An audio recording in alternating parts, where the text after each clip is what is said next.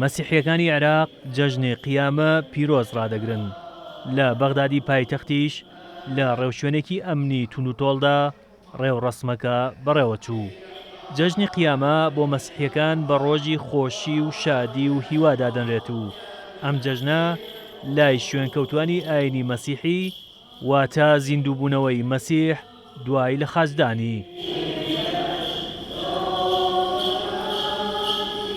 نسأل رب المجد أن ينطي السلام وينطي الحكمة. داوا لە خودای گەورە دەکەم ژیری و ئارامی بە سەرکردەکان و گەورە پیاوانی ئەم وڵاتە ببەخشێت بۆ ئەوی بتوانن زەمینە بۆ بنیادنانی حکومەتێک خۆش بکەن کە لەسەر بنەمای دادپەروەری بێت و پارێزگاری لە خەڵکی هەژار و زوڵم لێکراو بکات.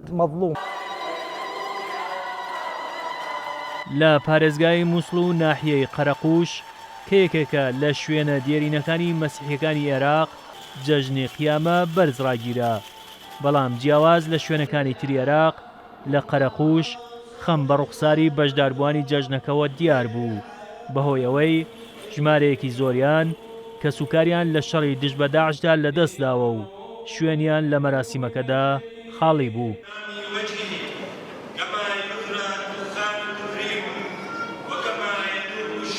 نعم لا زالك هجرة. لە ڕاستیدا زۆر بەما کە سوکارمان بەهۆی شەڕ و پێکدادانەکان لەم ناوچەیە لەدەستداوە.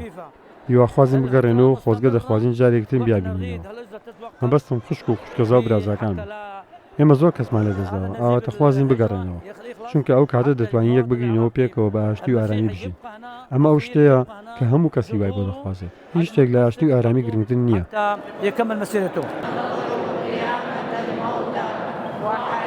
پێش ساڵی 2003 و پرۆسەی ئازادکردنی عێراق ژمارەی مەسیحیەکان لە عێراق نزیکەی 1,500,000 کەس بوو، بەڵام لە ساڵی 2014 و بەهۆی سەرەڵدانی داعش و هێرشەکانی ئەو گروپە تیرۆریستیەوە ژمارەیەکی زۆریان کوژران و بێسەر و شوێن بوون و ئێستا ژمارەیان کەمترە لە 400,000 کەس.